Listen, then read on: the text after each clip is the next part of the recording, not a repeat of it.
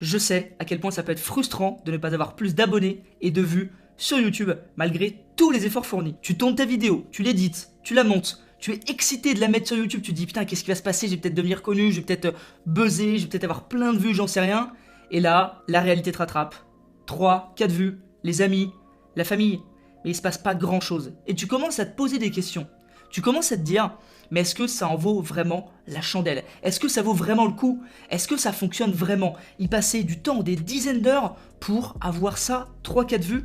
Est-ce que c'est vraiment ce que je veux? Est-ce que j'ai vraiment envie de passer mon temps à faire ça? T'as mis en place tout ce que t'as lu, tout ce qu'on t'a conseillé, tout ce qu'on t'a dit, mais rien n'y fait, ça marche pas. Pour tout te dire, j'ai un petit souvenir de quand moi j'ai démarré. Des dizaines de vidéos en 4 mois. Je sais pas, j'ai peut-être fait 30 ou 40 vidéos. Des centaines d'heures de travail. Et au bout des 4 mois, est-ce que tu sais combien d'abonnés j'avais? Eh bien j'en avais 100. Et je me souviendrai toujours du moment où le chiffre 100 est apparu sur ma chaîne. J'étais dans mon lit, le chiffre 100 apparaît, donc 100 abonnés.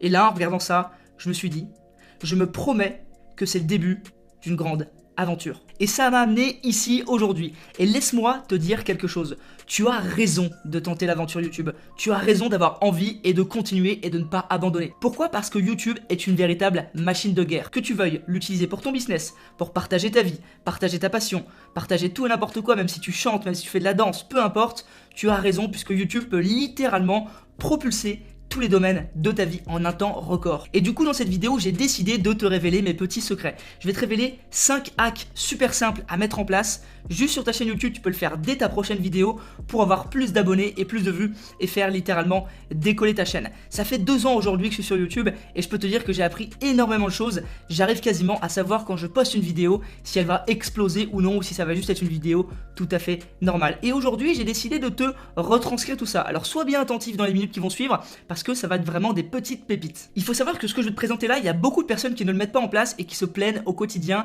de ne pas y arriver sur YouTube. Alors prends bien des notes sur ce que je vais te dire, les 5 choses que je vais t'annoncer et mets-les en place sur ta et tes prochaines vidéos.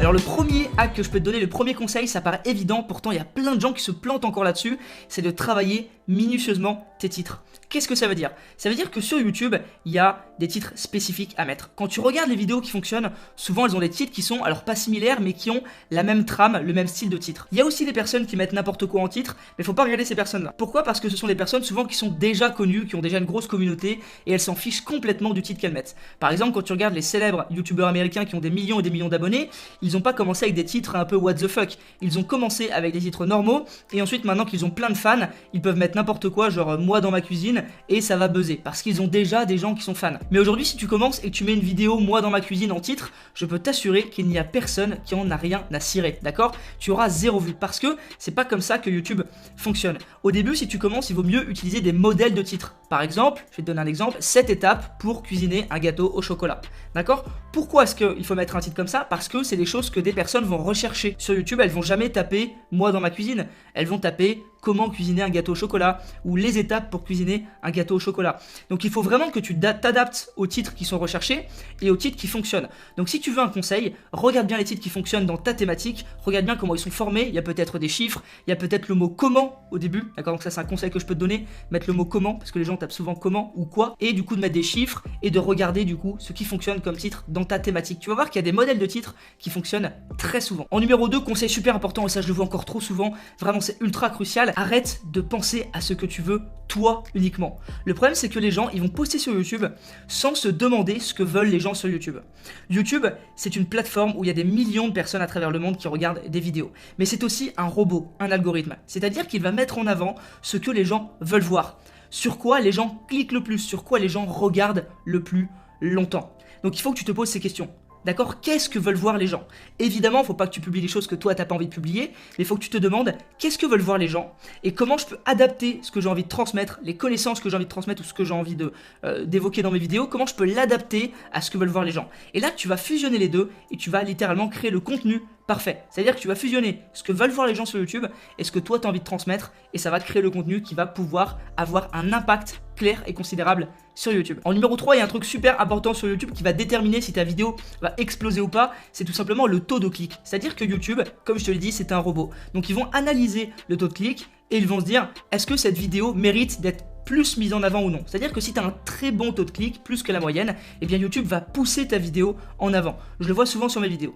Donc qu'est-ce qui fait qu'il y a un beau taux de clic? Eh bien c'est le titre et la miniature. Et c'est un combo, c'est pas que la miniature ou que le titre. C'est super important que les deux représentent un combo. D'accord? Il y a trop de personnes sur la miniature qui mettent la même chose que sur le titre. Par exemple, ils vont mettre un titre comment créer un gâteau au chocolat, et sur la miniature, ils vont mettre comment créer un gâteau au chocolat. C'est pas comme ça que ça marche, c'est complémentaire. Il faut que la personne, quand elle regarde la miniature et le titre, elle y voit quelque chose qui est complémentaire, qui va ensemble. Donc par exemple, je sais pas, tu peux mettre en titre ce qu'il faut arrêter de manger pour arrêter de grossir, d'accord? Et puis sur la miniature, au lieu de réécrire ça, tu vas mettre un gâteau au chocolat et tu vas le barrer, et tu vas mettre une tarte aux pommes et tu vas la barrer, tu vois. C'est complémentaire. Et quand tu regardes les youtubeurs qui ont réussi ou qui font des vidéos avec énormément de vues, tu vas voir que le titre et la miniature, c'est jamais la même chose. C'est complémentaire, ça va ensemble, mais c'est pas écrit la même chose, d'accord? Ou très rarement, évidemment, ça peut fonctionner, mais disons que tu optimises pas tes chances de réussite. Il vaut mieux vraiment essayer de créer quelque chose qui va être en symbiose, d'accord? C'est super important. Alors pourquoi c'est important? Parce qu'en fait, ça va maximiser ton taux de clic, parce que le spectateur va ressentir vraiment une émotion en regardant le tout. C'est vraiment un tout, c'est pas que le titre et la miniature, c'est les deux en même temps. C'est un tout et ça va vraiment transmettre une émotion spéciale, attiser la curiosité du spectateur. Conseil numéro 4, il faut comprendre que sur YouTube, le plus important, c'est les 3 premières secondes. D'accord? Alors il y en a qui disent que c'est les 20 premières secondes, les 10 premières secondes, oui, elles sont importantes aussi, jusqu'à les 20 premières secondes, c'est super important. Mais les 3 premières secondes, c'est extrêmement important parce que c'est là où tu vas attirer l'attention. C'est-à-dire que si on arrive sur ta vidéo et que les 3 ou 5 premières secondes sont chiantes, ou que c'est pas intéressant, ou que t'es mou, ou j'en sais rien, eh bien la personne va partir. Il faut que tu attires l'attention dans les premières secondes. Aujourd'hui, on vit dans un torrent d'informations. Il y a des millions de personnes qui postent du contenu sur Internet, il y a des millions et des millions de vidéos, il y a des millions de moyens d'attirer l'attention, il y a plein de notifications de partout, les personnes ont leur énergie qui est dépensée. La notification Facebook, le message, l'appel, machin.